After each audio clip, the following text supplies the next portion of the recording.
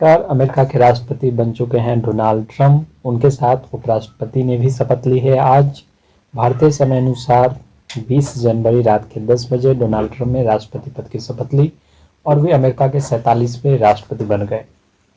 इस वीडियो में हम लोग दो मुद्दों पे जानेंगे कि आखिर उनका जो शपथ ग्रहण समारोह है वो बिल्डिंग के बाहर क्यों नहीं हुआ, ऐसा क्या खतरा था, और दूसरा कि उनके सबसे प्रिय मित्र मोदी जी क्यों नहीं गए थे इस शपथ ग्रहण समारोह में। सबसे पहले बात करते हैं अमेरिका के राष्ट्रपति जो बने हैं उनका शपथ ग्रहण। और भी कई राष्ट्रपति की तरह जो उनसे पहले भी राष्ट्रपति बने थे उनके जैसे ही कैपिटल बिल्डिंग जो वाशिंगटन डीसी का है वहाँ पे आयोजित किया गया था। लेकिन क्योंकि वाशिंगटन डीसी का जो टेम्परेचर है इस वक्त सोमवार का जो बताया गया -10 से -11 डिग्री से रहने की संभावना थी, जिस कारण से उनको बिल्डिंग के भीतर ही शपथ लेने का प्रस्ताव रखा गया। और क्योंकि ये एक जो चिलिंग टेम्परेचर था, जो ठंडी थी और जो हजारों की संख्या में लोग के मरने की जो थी, इस कारण से इस सब के मद्देनज़र राष्ट्रपति महोदय ने ये बात को स्वीकार किया कि जो प्रस्ताव है शपथ ग्रहण का वो बिल्डिंग के अंदर ही होना चाहिए।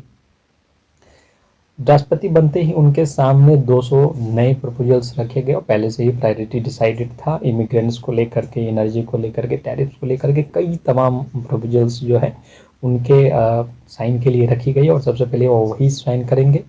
डोनाल्ड ट्रंप ने इस युग को जो है गोल्डन एज का नाम दिया है। डोनाल्ड ट्रंप से 40 साल पहले जो है जो रोनाल्ड रीगन थे उनके शपथ ग्रहण समारोह में भी ठीक इसी प्रकार से हुआ है। और जिस कारण से उस समय भी जो टेम्परेचर था -7 डिग्री के आसपास था, जिस कारण से उनका भी शपथ ग्रहण 1985 में जो है जो डोम है, कैपिटल बिल्डिंग है, उसके भीतर ही लिया गया था। हालांकि जैसा कि हर राष्ट्रपति करते हैं, शपथ ग्रहण लेने के बाद वे बाहर आकर के अपना शपथ ग्रहण का भाषण देते हैं और पूरे जो जनता है उनको संबोधित करते हैं। तो ये 40 साल में पहली बार इस तरह से हुआ है कि जो राष्ट्रपति का शपथ है वो डोम के भीतर लिया गया है, बिल्डिंग के भीतर लिया गया है। अब दूसरे मुद्दे पे बात करते हैं कि क्यों मोदी जी नहीं गए हैं।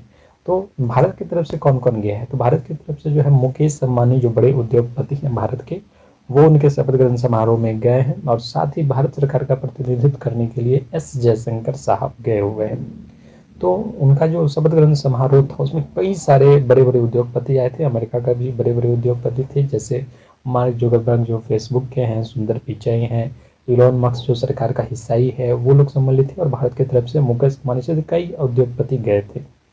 भारत सरकार की तरफ से भारत में मोदी जी को पर्सनली इनवाइट नहीं दिया गया था, क्योंकि कई सारे जानकार का मानना है कि उनके बीच किसी प्रकार का एक पुराना मतभेद है, जिसके कारण से उनको पर्सनली इनवाइट नहीं दिया गया था। हालांकि सिन पिंजिंग को इनवाइट दिया गया था चाइना के, लेकिन उन्होंने इस प्रस्ताव को स्वीकार करते हुए अपने प्रतिनिधियों को वहाँ पे भेजा है। लेकिन कई जानकारों का ये भी मानना है कि डोनाल्ड ट्रंप जो है अगर उन्हें बुलाते, क्योंकि मोदी जी पूरी दुनिया के चहेते नेता हैं और जिस कार्यक्रम में जाते हैं पूरा का पूरा प्रोग्राम ही मोदी सेंट्रिक्स हो जाता है, मोदी पे केंद्रित होता जाता है। इस कारण से मोदी जी को उनको इस कार्यक्रम में नहीं बुलाया गया, क्योंकि ये आज का दिन जो है डोनाल्ड ट्रंप के जीत के दिन था और ये जो है ये खुशी उन्होंने ये राष्ट्रपति के तौर पे उन्होंने जो है हासिल की है।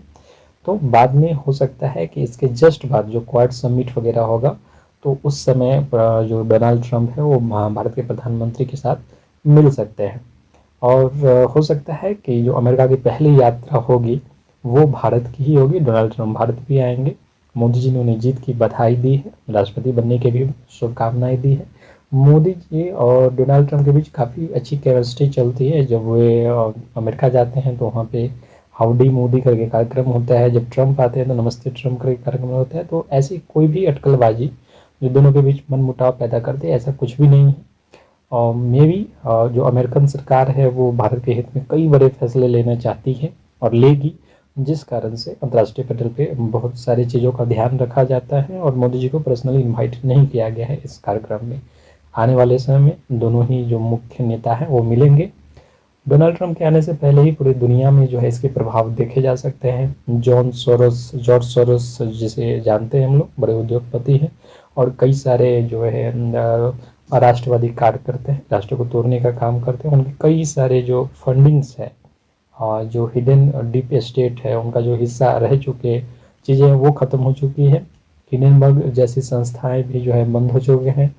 कनाडा की सरकार गिर चुकी है। यूक्रेन रूस का जो युद्ध है वो ठंडे अवस्थे में चला गया है। इजराइल और हमास के बीच जो है सीज फायर हो चुका है। तो ऐसे तमाम बड़े घटनाक्रम जो है पूरे दुनिया में देखे जा सकते हैं।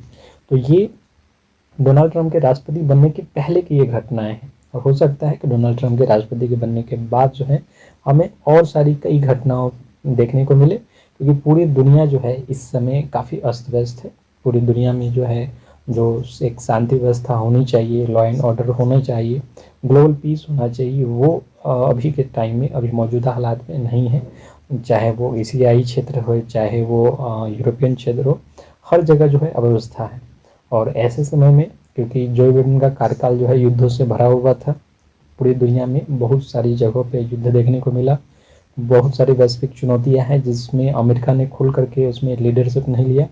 अब डोनाल्ड ट्रंप का कार्यकाल देखा जाएगा कि डोनाल्ड ट्रंप जो है इन वैश्विक चुनौतियों का किस प्रकार से सामना करते हैं। हालांकि अब भारत में भी जो है एक 5 साल स्थिर चलने वाली सरकार है, और अमेरिका में भी 4 साल स्थिर चलने वाली सरकार है। और ये दोनों ही सरकारों के लिए बेहतर है कि दोनों ही मजबूत सरकार जो है एक साथ काम करेंगी। तो आने वाले समय में देखा जाएगा कि डोनाल्ड ट्रंप जो है भारत के हित के लिए क्या फैसले लेते हैं। मोदी जी का जो उनका केमिस्ट्री है उससे अलग किस तरह से वे भारत के टेक्नोलॉजी में, डिफेंस में, स्पेस फील्ड में जो है भारत की मदद करते हैं।